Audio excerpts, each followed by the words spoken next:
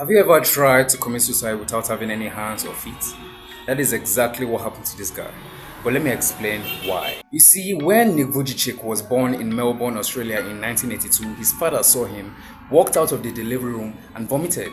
His own mother couldn't bring herself to hold her own son for 4 months. And the entire church that was led by the father mourned what they saw as a tragedy.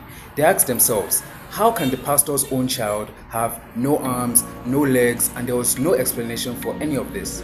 But it gets even worse. See, one thing you must understand is that Nick was bullied a lot, and I mean a lot, by the time he was 8. He told himself he would never work, never be loved, and never matter to anyone at all. So at just 10 years old, he climbed into his bathtub and tried to drown himself. And it was just one single thought that stopped him from all that. And that's the pain it would leave on his parents' face if they found him. So he survived, but he was barely alive inside. So guess what? Now at 15 years old, his mother pointed him to John chapter 9, where Jesus meets a man born blind. And his disciples asked, who sinned, him or his parents?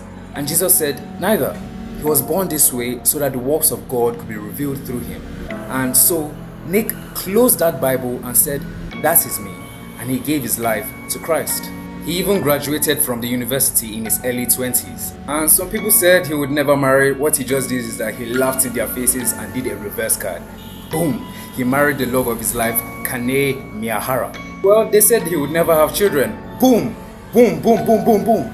4 beautiful children biologically. And he has now spoken face to face with over 8 million people across 63 countries. Over 1 million of them have given their lives to Jesus Christ. And amazingly, he still keeps a pair of shoes that's in his closet because he believes that God will one day give him feet to fill them. But these are not the actual shoes. I couldn't find those ones.